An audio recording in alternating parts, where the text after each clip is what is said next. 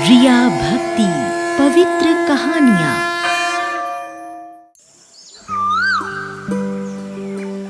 सुंदर गांव गंगा नदी की एक धारा के किनारे बसा गांव था।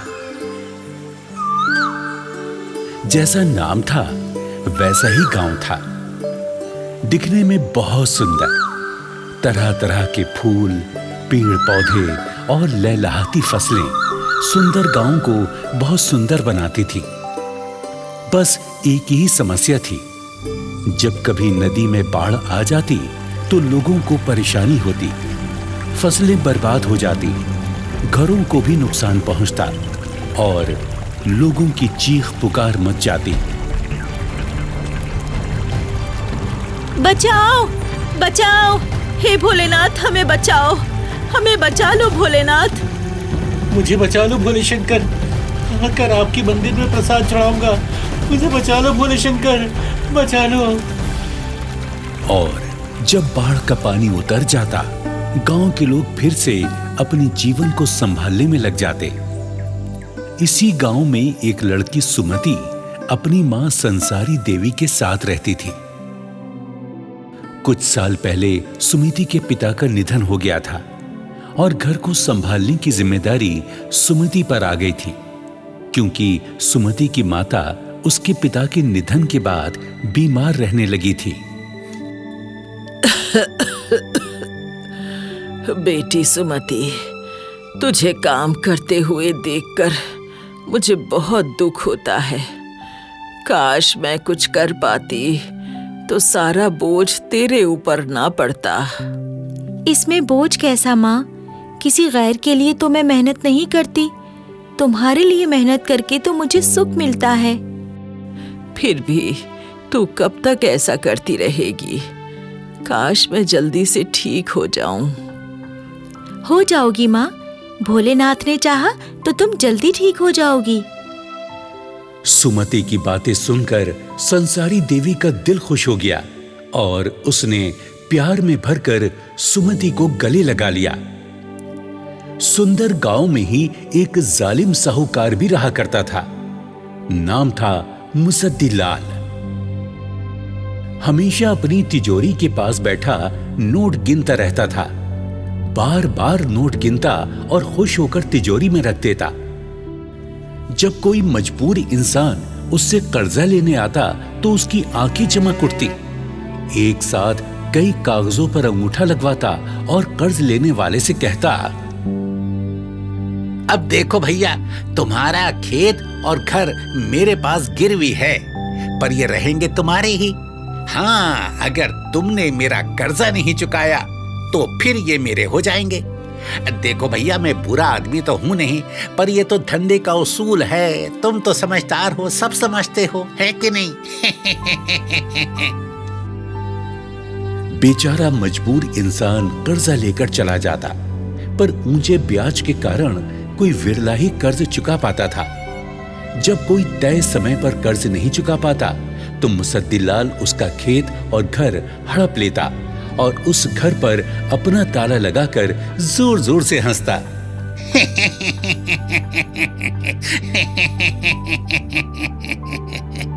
अब तो ये घर मेरा हो गया।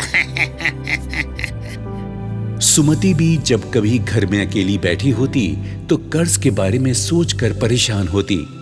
उसे डर था कि कहीं मुसद्दीलाल उसके भी खेत और घर को न हड़प ले। उधर मुसद्दीलाल की आंखों में हमेशा सुमति के खेत और घर ही घूमते रहते। वो तो उस दिन का सपना देख रहा था जब वो सुमति के खेत हड़प लेगा और उसके घर पर अपना ताला लगाकर जोर जोर से हंसेगा। खेतों में मजदूरी करके लौट रही सुमति यही सोच रही थी कि पिता का लिया हुआ कर्ज वो कैसे चुकाएगी। पर जैसे ही वो घर के करीब पहुंची, वहां का दृश्य देखकर दहल गई। मुसद्दीलाल के आदमी घर का सारा सामान बाहर फेंक रहे थे और उसकी बीमार मां को भी बाहर बैठा दिया था, जो घर के बाहर बैठी रो रही थी। सुमति मुसद्दीलाल के पास गई और बोली, साहूकार जी, ये क्या कह रहे हैं? और आपने मेरी बीमार माँ को बाहर क्यों निकाल दिया? वाह वाह वाह वाह वाह वाह वाह वाह, तुम तो ऐसे कह रही हो जैसे तुम्हें कुछ पता ही नहीं है। अरे तेरे बाप ने मुझसे जो कर्जा लिया था ना, आज तक चुकता नहीं हुआ। अब तू ही बता मैं क्या करूं हैं? देख, मैं बुरा आदमी तो नहीं हूं, मजबूर आदमी हूं। मजबूरी में तेरे खेत और घर पर कब्जा करना पड़ रहा है मुझे। पर साहूकार जी, मैंने तुम्हें कहा था कि मैं कर्जा उतार दूंगी। कर्जा उतार दूंगी? अरे तू कहाँ से उतारेगी कर्जा है? तेरे खेत में तो खेती होती नहीं, तू खुद दूसरों के खेतों में मजदूरी करती है? अच्छा, बस 1 हफ्ते का समय और दे दीजिए, उसके बाद जो जी में आए करना। है? अच्छा, 1 हफ्ते का समय दिए देता हूँ, पर 1 हफ्ते के बाद मतलब 1 हफ्ता 1 हफ्ता। अरे चलो भाई चलो, 1 हफ्ते के बाद आएंगे, चलो चलो। सुमति अपनी माँ को लेकर घर के अंदर चली गई। अपनी माँ को शांत किया और सोचने लगी कि वो कर्ज कैसे उतारेगी। तभी उसे अपने पिता दयानंद की बात याद आई। बेटी, नदी के पार उस तट पर भगवान शंकर का प्राचीन मंदिर है। बहुत चमत्कारी है। जो भी वहां जाता है उसकी मुराद पूरी हो जाती है। और उस मंदिर का प्रसाद इतना चमत्कारी है कि जो वहां जाता है उसकी मुराद पूरी हो जाती है। और उस मंदिर का प्रसाद इतना चमत्कारी है कि जो भी उसे ग्रहण करता है उसकी सारी पीड़ा, सारे कष्ट दूर हो जाते हैं। पर बीच में पड़ने वाली नदी का बहाव बहुत तेज है बेटी, इसीलिए लोग उधर जाने से डरते हैं। मैं उस पार जरूर जाऊंगी। भगवान शंकर के मंदिर में प्रार्थना करूंगी और उनका प्रसाद लाकर माँ को दूंगी। इससे मेरी माँ की तकलीफ दूर हो जाएगी। सुमति ने मन बना लिया था और अपनी माँ को भी इस बारे में बता दिया। माँ को समझ नहीं आया कि वो क्या कहे। उसने गांव के बुजुर्ग रामू काका से ये बात बताई। सुनकर रामू काका भी चिंता में पड़ गए। जब रामू काका ने सुमति को आते देखा तो उसके पास आकर वो उसे समझाने लगे।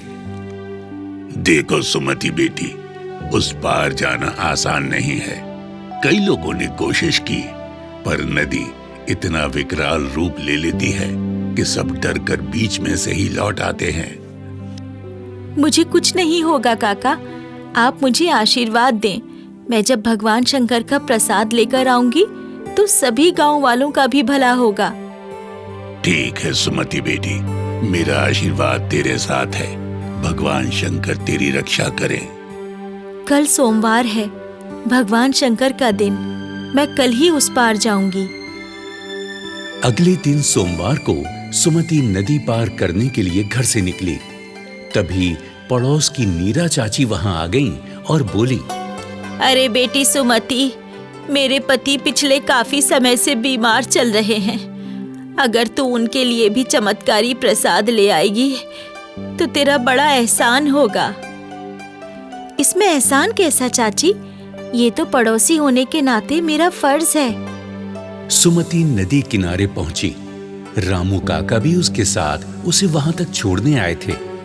उन्होंने सुमति को आशीर्वाद दिया, पर तभी मुसद्दी लाल की पत्नी वहां आई और सुमति से हाथ जोड़कर बोली, बेटी सुमति, मेरा इकलौता बेटा प्रकाश बहुत बीमार है।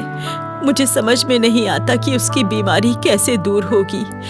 तू एक नेक इंसान है। अगर तू मेरे बेटे के लिए भी प्रसाद ले आएगी तो बड़ी मेहरबानी होगी। जरूर चाची, मैं आपके लिए भी प्रसाद ले आऊंगी। सुमति नाव में बैठी और चप्पू चलाती आगे बढ़ने लगी। नदी का पाट काफी चौड़ा था, उसे पार करना आसान नहीं था। जैसे ही सुमति बीच नदी पहुंची, लहरें तेजी से उठने लगी। उसकी नाव डगमगाने लगी। सुमति ने हाथ जोड़े और प्रार्थना की, हे नदी माता, मुझे उस पार भगवान शंकर के मंदिर में जाने दो। मैं आते हुए तुम्हारे लिए भी प्रसाद लेती आऊंगी। ये सुनते ही नदी की लहरें शांत हो गईं उन्होंने एक फूल सुमति की नाव में फेंका। सुमति ने फिर से चप्पू चलाने शुरू किए। अब तट करीब ही था कि एक विशाल मछली अपनी दुम सुमति की नाव पर पटकने लगी। सुमति ने दोनों हाथ जोड़कर उससे भी प्रार्थना की। हे मछली रानी, मुझे जाने दो। वापसी पर मैं तुम्हारे लिए भी प्रसाद लाऊंगी। ये सुनते ही मछली दूर चली गई। तट पर पहुंचकर सुमति नाव से उतरी और शिव मंदिर की ओर बढ़ने लगी। तभी उसका रास्ता रोकने के लिए नाग देवता सामने आ गए। सुमति ने उन्हें सिर नवाया और हाथ जोड़कर कहा, हे नाग देवता, मैं तो आपके भगवान शंकर के दर्शन के लिए ही जा रही हूँ। मुझे रास्ता दो। आते हुए मैं तुम्हारे लिए भी प्रसाद लेती आऊंगी। ये सुनकर नाग देवता ने भी सुमति को रास्ता दे दिया। आखिरकार सुमति भगवान शंकर के मंदिर पहुंच गई। वहां पहुंचकर सुमति ने शिवलिंग पर जल और बेलपत्र चढ़ाए और प्रार्थना करने लगी। हे भोलेनाथ, मैं बहुत आस लेकर आपके पास आई हूँ। मुझे अपना आशीर्वाद दो और मेरी माँ के साथ साथ गांव के और भी जो लोग कष्ट में हैं, उनका भी कष्ट दूर कर दो। ये कहकर सुमति ने आंखें बंद कर लीं और मन ही मन प्रार्थना करने लगी। तभी मंदिर की घंटियों के जोर जोर से बजने पर सुमति ने आंखें खोली। देखा सामने साक्षात भगवान शंकर और पार्वती खड़े थे। तुम बहुत नेक बच्ची हो। यहाँ तक आने के लिए खुद कष्ट उठाए, पर अपनी माँ के साथ गांव के दूसरे लोगों के कष्ट दूर करने की प्रार्थना की। हम तुमसे बहुत प्रसन्न हैं। ऐसा ही होगा। तुम्हारी भक्ति अतुलनीय है। कोई एक वरदान मांग लो। भोलेनाथ, हमारे गांव के पास बहने वाली नदी आपकी जटाओं से निकलने वाली गंगा माँ की एक सहायक नदी है। उसके रौद्र रूप में आने पर गांव में बाढ़ आ जाती है। आप वरदान दें कि वो हमेशा शांत रहें। ऐसा ही होगा। भोलेनाथ, मैं चाहती हूँ कि आपका ऐसा ही मंदिर हमारे गांव में नदी के उस पार भी हो। तुम यहाँ पड़े इन पवित्र पत्थरों में से एक पत्थर वहां ले जाओ और उसे वहां रखकर मंदिर बनाओ। वहां पूजा करने वाले को भी वही फल मिलेगा जो यहाँ पूजा करने वालों को मिलता है। ये लो प्रसाद। उन सभी को दे देना जिन्हें तुमने प्रसाद देने का वादा किया है। जरूर माता, आपका बहुत बहुत धन्यवाद। शंकर और पार्वती अंतर्ध्यान हो गए। सुमति ने वापसी की राह पकड़ी। सबसे पहले रास्ते में नाग देवता मिले तो उन्हें प्रसाद दिया और नमस्कार किया। फिर नाव में बैठने के बाद मछली रानी सामने आई तो उसके हिस्से का प्रसाद उसे दिया। नदी पार कर उतरने से पहले सुमति ने नदी की लहरों के लिए भी प्रसाद डाल दिया। गांव पहुंचकर सुमति ने साहूकार की पत्नी को भी प्रसाद दिया। जुग जुग जियो बिटिया, जुग जुग जियो। बेटी सुमति, तुमने मेरे घर के चिराग को बचा लिया।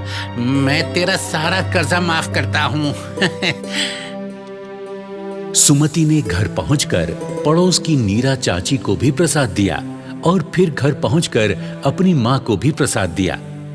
चमत्कारी प्रसाद खाकर सुमति की माँ संसारी देवी भी ठीक हो गई और सुमति के साथ अपने खेतों पर खेती करने लगी। जैसा कि भगवान शंकर ने आदेश दिया था, उनके मंदिर के पवित्र पत्थर को रखकर गांव वालों ने भगवान शंकर का शिवालय बनाया और भगवान शंकर की मूर्ति की प्राण प्रतिष्ठा के दिन सारे गांव वालों ने मिलकर उत्सव मनाया।